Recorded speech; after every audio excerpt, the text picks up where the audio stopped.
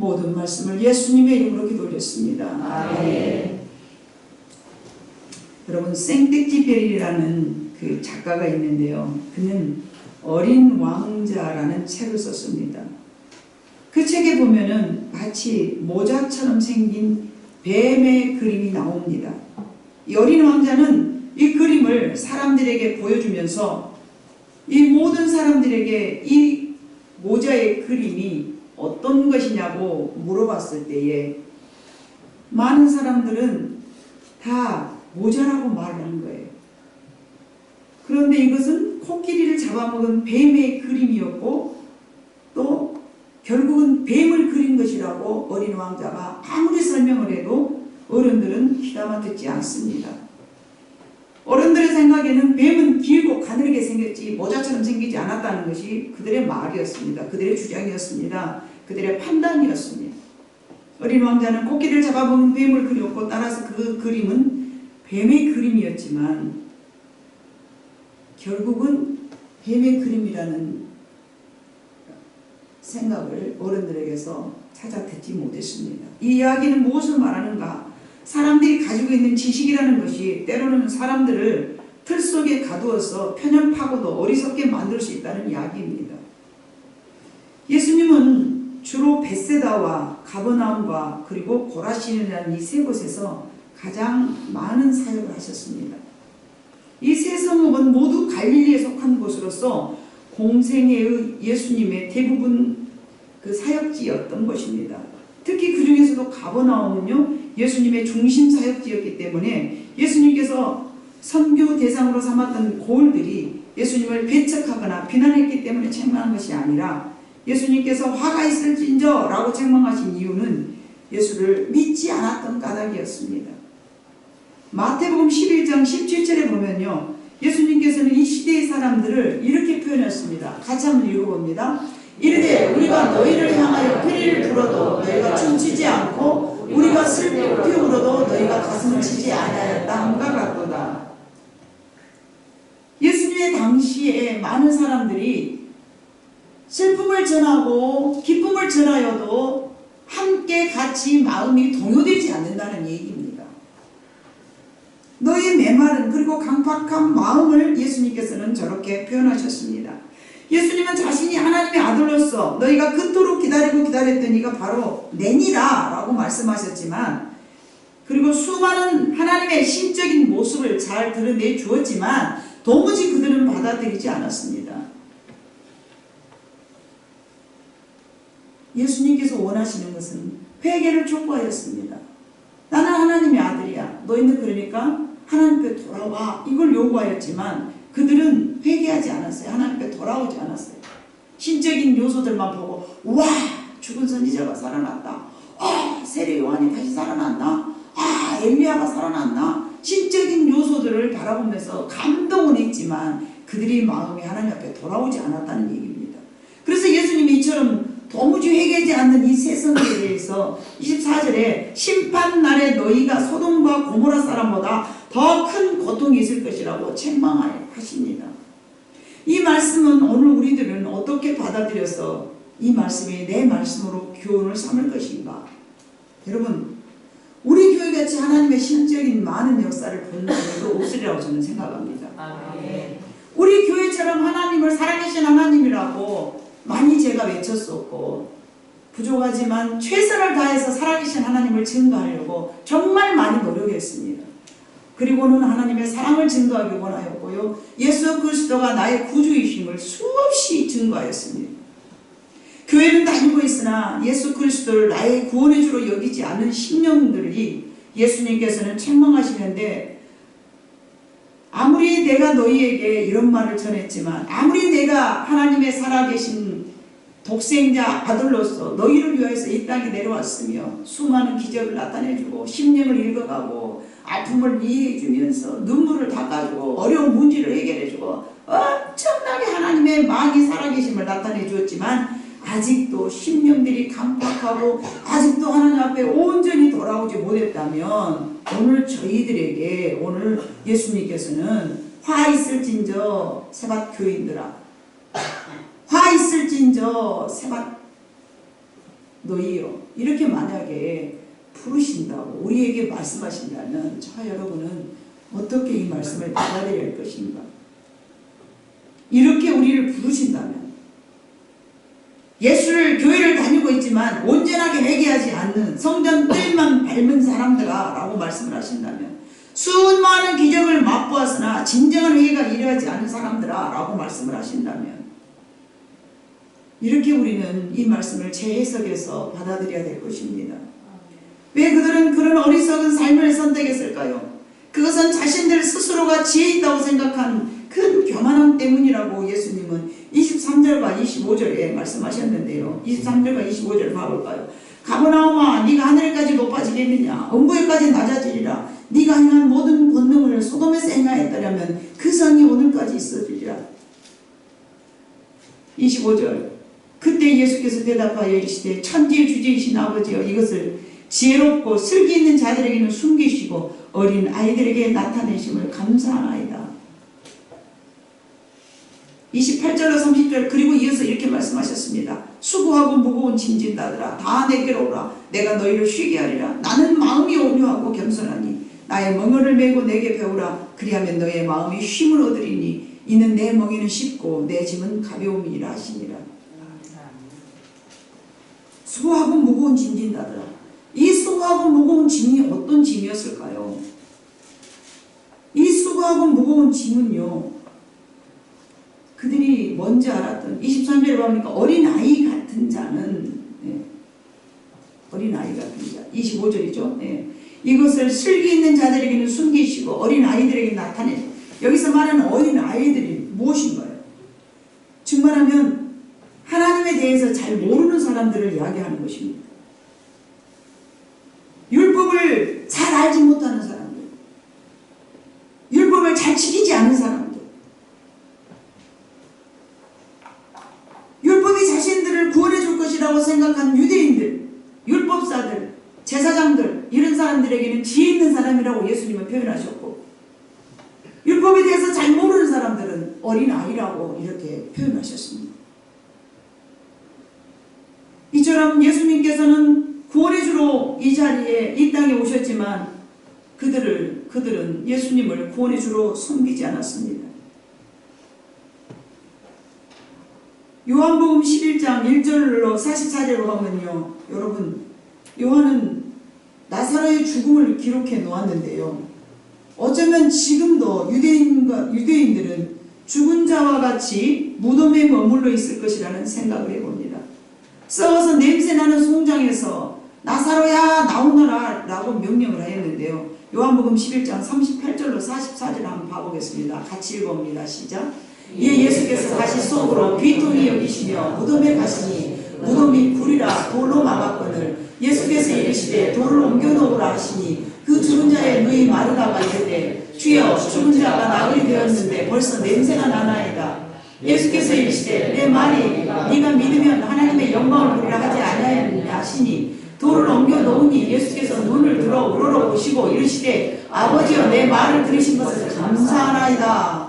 항상 내 말을 들으시는 줄을 내가 알았나이다. 그러나 이 말씀을 하옵는 것은 둘러서는 무리를 위함이니 곧 아버지께서 나를 보내신 것을 그들로 믿게 하려 함이니라. 이 말씀을 하시고 큰 소리로 나사로야 나오너라 부르시니 죽은 자가 숫쪽을 메고 봉인채로 나오는데 그 얼굴은 수건에 쌓였더라. 예수께서 이르시되 풀어놓아 다니게 하라 하시니라. 아멘. 죽은 나사로의 사건까지 예수님께서는 보여주셨어요. 43절에 보니까 하나님이 늘 내 말을 들은 줄 알지만 내가 이렇게 말씀하시는 것은 다른 사람들을 보게 하려고 믿게 하려고 42절 내가 내 말을 들으시는 줄을 내가 알았나니 그러나 이 말씀을 하옵는 것은 둘러선 무리를 위함이니 곧 아버지께서 나를 보내신 것을 그들로 믿게 하려 함이라. 하나님께서 나를 보내신 것을 그들로 하여금 믿게 하려 함이라. 본디 죽은 자는 여러분 말을 들을 수 없습니다. 맞습니까? 죽어서 냄새가 난다는데 어떻게 저 말을 들었을까요? 나사로 야 나오노라 명령하였습니다. 죽어서 썩어서 냄새가 나는 사람이 왜 그 말을 들었을까요? 여러분 이 속에서 놀라운 기회가 있습니다. 우리는 성령의 귀 있는 자가 되어야 될 것입니다. 음악소리, 찬양소리, 말씀소리 다 들어도 내 심령에 무뎌져 하나님의 음성을 제대로 듣지 못한다면 죽어버린 나사로마도 못한 사람들이에요. 하나님의 음성이 내 귀에 전혀 들리지를 않아. 한 귀로 듣고 한 귀로 올라가. 오늘 목사님은 설교하시는데 그냥 싹 찍고 싹 지나가 버려. 그러나 여러분의 심령 속에 예수님이 주신 성령이 머물러 있다면 하나님의 음성으로 들릴 줄로 믿습니다. 그래서 살아나는 역사가 있는 거예요. 죽은 나사로가 예수께서 명령하시면 나사로야 나오너라 그 말이 한마디 하니까 이게 인간이 살아나버린 거예요. 여러분 이 말씀을 들으니까 여러분 무슨 생각이 납니까? 에스겔 골짜기에 죽은 뼈다귀들이 생각이 나지 않습니까? 그 뼈다귀들이 생기야 집어넣어라 그랬더니 막 뼈다귀가 일어나는 거예요. 하나님께서는 왜 구약시대에서나 신약시대에 이 사람이 죽어버린 사람을 가지고서 말씀을 증거하고 예수님께서 그것을 사역을 하셨을까요? 죽어버린 영혼들을 눈은 떠안고 있으나 죽어버린 영혼들은요 하나님의 예수 그리스도이신 그 독생자 예수를 이 땅에 보내주신 것을 믿지를 못하기 때문에 나의 구원의 주임을 깨닫고 하나님 앞에 돌아오면서 회개하는 역사가 일어나지 않기 때문에 다 살아있지만 그들을 죽은 자라고 이야기하는 거예요. 네. 여기 중에도 누가 죽은 자라고 당신은 죽었어도 얼마나 기분 나쁘겠어요. 이미 죽어버린 자가 여기 앉아있다면 제가 어떤 말씀을 증거해도 안 들릴 거라는 거죠. 고라성아 햇세다야 카브나움아 내가 이렇게 너희에게 많은 심적인 요소를 보였지만 너희가 나를 믿지 못하고 너희가 진정으로 회개하지 믿지 못한다는 것은요 진정으로 회개하지 않는 걸 이야기해. 너희가 진정으로 회개를 하지 않느냐. 차라리 소돔과 고모라 성에다가 내가 이렇게 많은 기적을 나타냈더라면 그들이 진지하게 나와서 회개했을 것이다. 이 못된 것들아 이것들아 이 못된 것들아 이것들아 이런 표현은 안 썼지만 내면 속에 이 화 있을진저 이거 예수님께서 함부로 하신 언어가 아니에요. 저주잖아요. 화 있을진저 소돔과 고모라 성보다 너희는 더 힘들 것이다. 이거는 저주잖아요. 이건 가볍게 말하면 책망이지만요. 예?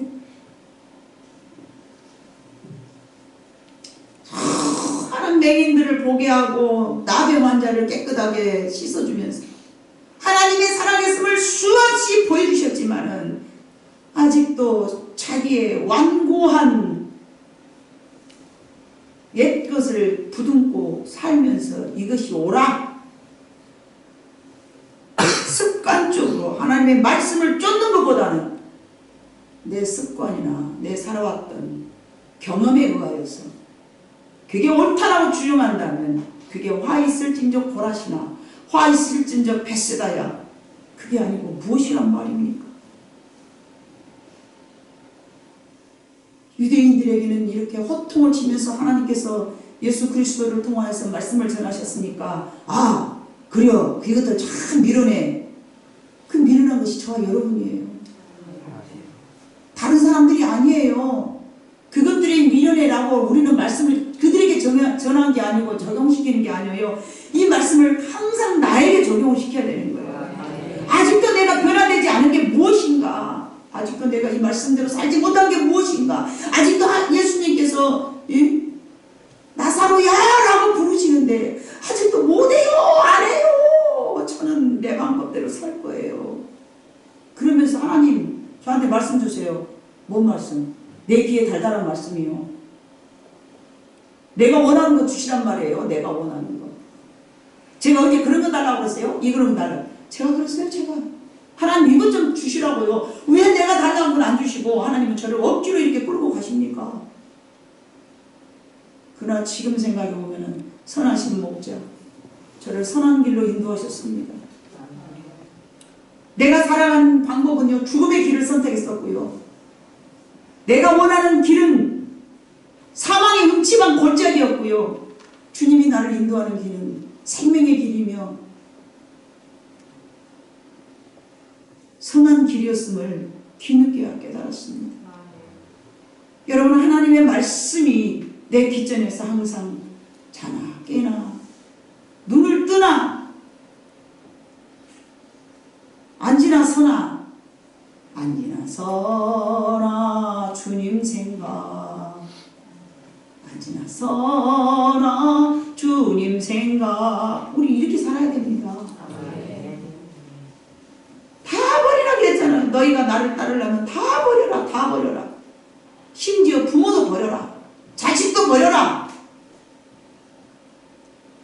여러분이 마음속에 갈망하는 것이 무엇인가 한번 뒤돌아보시기를 바랍니다.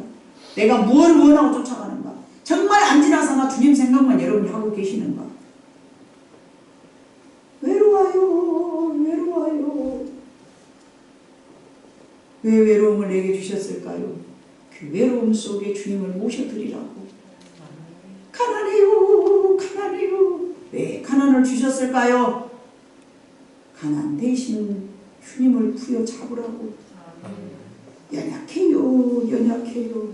연약하기 때문에 주님을 가슴에 새기라고. 바꾸자, 이 말을 바꾸자. 수고하고 무거운 짐진 자들 다 내게 와, 다 내게 와.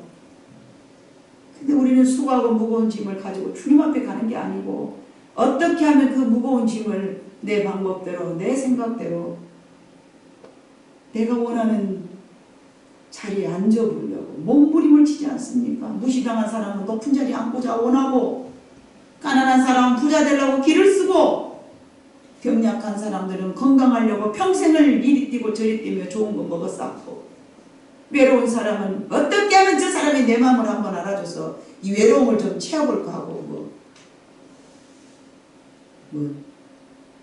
외로움을 채워보자고, 외로움을 채워보자고, 남편 하나 얻어보려고 세컨드 사상 다 부질없는 거예요. 그게 뭔 생각이, 무슨 그게, 아이고 주여, 아이고 주여. 사랑 한번 받아보려고 몸부림을 쳐봤자 아무 소용없어. 아무 소용없는 걸로 다 이 땅이면 이 땅에서 전부 소멸하고 다 버려버리고 갈 것들. 영원하신 주님으로 여러분 만족을 채워야 될 줄로 믿습니다. 나사로의 죽음을 둘러싸고 있는 여러 사람들이 있었으나 그래도 가장 큰 기쁨을 갖게 된 사람은 나사로 본인일 것입니다. 가족이나 이웃들 모두가 기뻐할 수 있었으나 가장 큰 기쁨을 얻게 된 사람은 바로 나사로인데, 그가 어떻게 된 일인지 알 수는 없잖아요. 그가 주의 음성을 듣고 그가 순종하며 걸어 나오게 된 것도 아니잖아요. 기쁨이 없는데, 썩어서 무너졌는데 어떻게 그 사람이 걸어 나옵니까? 그러나 주의 말씀이 떨어지니까 그곳에서 역사한 줄로 믿습니다. 여러분의 심령 속에 주의 말씀이 떨어져야 내 삶이 바꿔집니다. 예수 믿고 회개하며 천국을 소유한 사람들이라면 예수님께서 이제 재림하시면 이와 같이 우리의 이름이 예수님께로부터 불려질 때에 잠자던 그곳에서 각자 무덤에서 일어나서 걸어올 것입니다. 그러나 그 이전에 나의 이름을 부르시어 구원의 자리에 초청해 주신 하나님 앞에 여러분 감사해야 됩니다. 그 이전에 구원의 주님은 나의 구원의 주로 믿고 회개하고 주께로 나와야 되고요. 이렇게 우리가 나왔다면 그것이 가장 큰 축복인 줄로 믿습니다. 아무리 수많은 기적을 맛보고도 아직은 여전히 예수님은 나의 구원의 주로 나를 풍요로운 삶으로 인도해 주시는 영원한 메시아임을 머리로 못 쫓는 자가 되어서는 안 됩니다. 내가 머물고 있는 죽음의 자리에서 나의 이름이 불려질 때에 예로 대답하고 일어서야 합니다. 내가 옳다고 주장하는 그 자리에, 바로 그 자리는 사망의 권세가 지배하는 자리입니다. 나를 사망으로 인도하는 죽음의 자리입니다. 당시 유대인 갈릴리에 살았던 그런 고라신 베세다 가버나움은요, 모세의 법을 지키면서 구원받는 것을 소망하고 살았습니다. 예수님께서 그를 버리라고 하는데 안 버리지 않습니까? 지금 여러분 무엇이 나를 가장 행복하게 해주며, 지금 여러분은 무엇이 나를 가장 안전하게 지켜줄 것 같다라고, 나를 보듬어주고 나를 사랑해줄 것 같은 여러분 그런 마음이, 어떤 것이 나를 그렇게 해줄 것으로 여러분 여기고 있습니까? 어떤 어려움이 임하거나 당혹스러운 일이 생길 때 내가 자동으로 움직여지는 감정이 있어요. 아팠을 때는 병원부터 생각나고요. 그것은 하나님보다는 의사나 의술을 또는 양력을 더 신뢰한다는 자신을 바라봐야 됩니다. 모름지기 그래도 아프면은 하나님 나 이거 아픈데요. 이거 무엇을 깨닫기 위함이십니까? 한마디 그래도 기도라도 하고 또 병원을 가야 되지 않겠습니까? 근데 사람들이 아프면요 병원부터 귀 쫓아가요. 그게 무슨 하나님을 의지하는 사람들의 마음입니까? 물론 가기는 가야 되겠죠. 그러나 먼저 하나님 앞에 기도하고 묻고, 그죠? 야고보서에 보면 그러잖아요. 예. 장로들아, 예. 의인의 기도는 병약한 사람들을 치료하는. 아픈 사람은 하나님께 내 비춰봐야 돼. 하나님 내가 왜 이렇게 아플까요? 뭘 잘못했을까요? 예? 왜 내가 이렇게 오랫동안 이 병을 갖고 있을까요? 이 코로나가 이렇게 많이 성하고 그러면 하나님 우리한테 뭘 가르쳐 주시려고 그런가요? 뭐 그렇게 물어봐야 되잖아요. 그런 정신이 없이 하나님을 의지하고 산다고 하면 그건 잘못된 것이라고, 모자란 것이라고 저는 생각합니다. 조금은 부족한 부분이라고 여러분들이 생각해야 되리라고 믿습니다. 하나님 아직도 물질의 어려움이 임했을 때 걱정과 염려가 앞선다면 아직도 하나님보다는 물질의 힘을 더 크게 생각하고 살아간다는 자신의 믿음을 돌아봐야 됩니다. 그런 자리에서부터 예수님은 저와 여러분을 나사로를 부르시듯이 그 죽음의 자리에서 부르셨고 그 부르심에 예라고 우리는 대답하고 나아가야 됩니다. 그렇지 않는다면 하나님께서는 우리를 책망하실 거예요. 화 있을진저 고라시나, 예? 화 있을진저 베세다야, 화 있을진저 가버나움아. 얼마나 안타까운 마음으로 그렇게 예수님께서 화를 내셨을까요? 참 뼈다고 예수의 골짜기에 뼈다귀를 여러분 봐보세요. 정말로 처음에는 살도 없고 뭣도 없고 사람 대성 쉽지 않지만 하나님의 명령이 떨으니까 막 힘줄이 붙어나면서 더그덕더그덕 막 소리가 나면서 우리가 더그덕더그덕 교회 안에서 신앙생활하면서 뭐 소리가 나면요 우리는 그래도 살아있다는 증거이기 때문에 막 실망만은 할 필요가 없습니다. 옛날에 유치원에 다니면 이런 노래를 많이 불렀어요. 꽃밭에는 꽃들이 모여 살고요 우리들은 유치원에 모여 살아요. 여러분 꽃밭에는 꽃들이 모여 있는 것처럼요 성도들이 모여 있습니다. 우리들은 새벽교회에 모여서 살아가지 않습니까? 새벽교회에서 모여서 살아가기 때문에 때로는 덜그덕덜그덕 소리도 나는 거예요. 그게 잘못돼서 소리가 나는 게 아니고 살아있기 때문에 나는 거예요. 아멘? 아멘. 열심히 없는 사람이 불평하겠습니까? 관심도 없는 사람이 교회의 잘잘못을 탓하겠습니까? 덜그덕 그러더라도 우리들은 꽃밭에 모여서 살아야 돼요. 교회 안에 모여서 살아야 돼요. 교회 안에서 모여서 살아야 돼요. 그래서 정말로 우리의 마음속에는 이 세상은 나그네이기 때문에 우리가 다 읽지 않았던 11장 16절로 17절에 봐보면요 이 세대는 무엇으로 비유할까 했더니 아이들이 장터에 앉아서 제 동물을 불러 이르되 우리가 너희를 향하여 피리를 불어도 너희가 춤추지 않고 우리가 슬피 울어도 너희 가슴을 치지 아니하였다함과 같도다. 창터에 앉아서 놀고 있는, 창터는 뭐예요? 엄마가 해 넘어가면 야 아들아 그러고 부르면 우리는 가야 돼요. 이곳은 나그네라는 거죠. 그런데 이곳에 사는 동안에 나의 무겁고 얽매이기 쉬운 나의 법에서 나사로를 불렀듯이 하고 우리는 죽어버린 우리가 전부 영적으로 죽어있는 송장이라고 생각해봐요. 그런데 거기서 하나님께서 우리를 쏙 부르면 그대로 우리는 가야 돼요. 그냥 가야 돼요. 여기 있는 아까운 거 빠끔자리 하다가 막 별의별 거 다 늘어놓고 있는데요. 막 엄마가 부르면 다 놔두고 가야 돼요. 다 놔두고 가야 돼요. 아무리 여러분들이 이 땅에다가 막 쌓아놓고 그랬어도 이건 다 빠끔자리 하는 것처럼요. 엄마가 부르면 싹 가야 돼. 하나님 부르면 우리는 싹 올라가야 돼요. 땅 뺏어 먹게 해갖고 안 먹고 안 쓰고 허리 돌려매면서 땅 많이 차지해놨어도요. 그거 다 놔두고 가야 돼요. 아무 소용없는 것들이에요. 그러나 이 땅에 사는 동안은 그래도 너희가 이마에 땀을 흘려라 했기 때문에 최선을 다하고 노력하면서 살아가는 것이죠. 근데 그것에다가 마음을 다 쏟지 말라는 거죠. 죽게 하는 사역을 거기다만 막 쏟아서 막아가지고 우리는 마음을 그래도 1순위는 하나님 그리고 하나님을 바라보면서 이 땅에 살지만 하나님을 바라보면서 살아봐봐요. 그러면 살 소망이 생겨요. 아멘? 이 땅에 살지만 하나님을 바라볼 때 우리는 기쁨이 생기고 소망이 생기고 희망이 생기고 마음의 행복이 생긴 줄로 믿습니다. 이 땅에 살면서 이 땅의 것만 내려다보면 한낱 여러분 소망 삼을 일이 없잖아요. 잘된 게 뭐 있어요. 그러나 하나님을 바라봐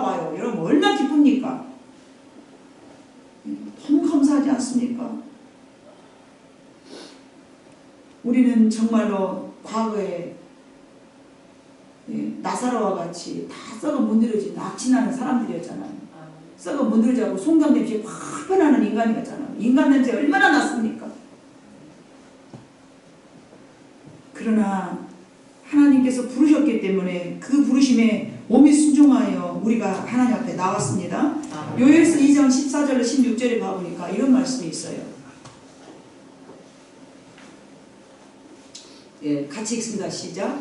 주께서 혹시 마음과 뜻을 돌이키시고 그 뒤에 복을 내리사 너희 하나님 여호와께 소제와 전제를 드리게 하지 아니하실지 누가 알겠느냐. 너희는 시온에서 나팔을 불어 거룩한 금식일을 정하고 성회를 소집하라. 자, 이 백성을 모아 그 모임을 거룩하게 하고 장로들을 모으며 어린이와 젖 먹는 자를 모으신 신랑을 그 방에서 나오게 하며 신부도 그 신방에서 나오게 하라. 신랑 신부는 웬만하면 안 건들잖아요. 근데 만약에 내가 너희를 14절 봐봐요. 14절. 주께서 혹시 마음과 뜻을 돌이키시고 그 뒤에 복을 내리사 너희 하나님 여호와께 소제와 전제를 드리게 하지 아니하실지 누가 알겠느냐. 이게 뭐예요?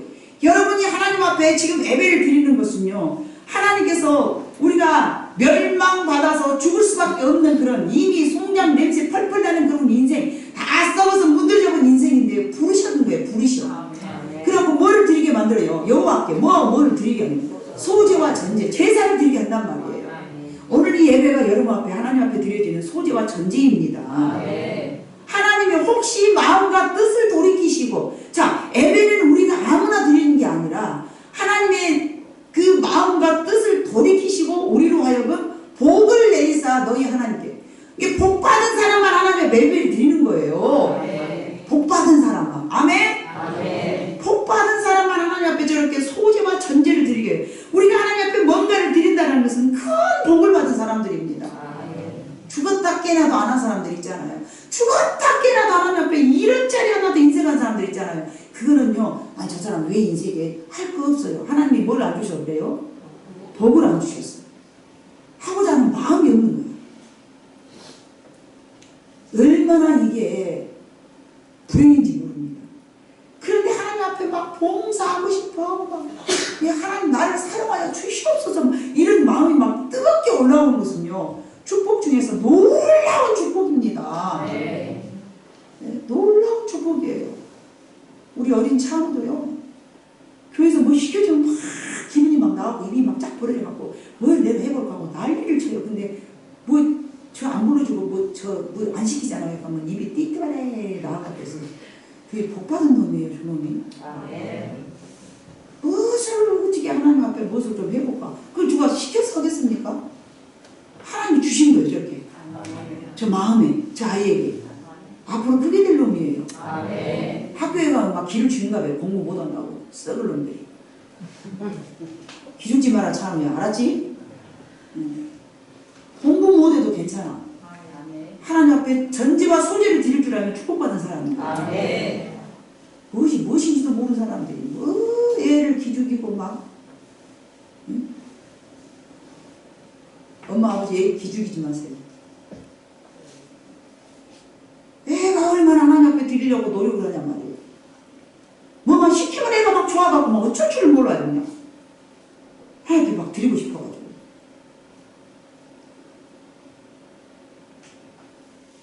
요엘서 2장 28절로 32절에 봐보면요, 또 이런 말씀이 있어요. 같이 읽으면 시작. 그 후에 내가 내 영을 만민에게 부어주리니 너희 자녀들이 장래 일을 말할 것이며 너희 늙은이는 꿈을 꾸며 너희 젊은이는 이상을 볼 것이며 그때 내가 또 내 영을 남종과 여종에게 부어줄 것이며 내가 이적을 하늘과 땅에 베풀리니 곧 피와 불과 연기 기둥이라. 여호와의 크고 두려운 날이 이르기 전에 해가 어두워지고 달이 핏빛같이 변하리니와 누구든지 여호와의 이름을 부르는 자는 구원을 얻으리니 이는 나 여호와의 말대로 시온산과 에루살렘에서 피할 자가 있을 것이며 남은 자 중에 나 여호와의 부름을 받을 자가 있을 것임이니라. 아멘. 해가 어두워지기 전에, 오늘 하루가 넘어지기 전에는 그러는 말이 아니에요. 네? 세상이 하나님께서 다 끝냈을 때에 이제 변한답니다. 해도 변하고 달도 변하고. 여러분 지구도 지금 변해가고 있잖아요. 사람이 살 수 없는 것으로 변해가고 있잖아요. 그때 여호와의 이름을 부르는 자는 구원을 얻으리니 이는 나 여호와의 말대로 시온산과 에루살렘에서 피할 자가 있을 것이요 남은 자 중에 나 여호와의 이름을 부름을 받을 자가 있을 것입니다. 우리는 하나님 앞에 이제 찬우야 라고 이름을 부른다면 우리는 축복받은 사람입니다.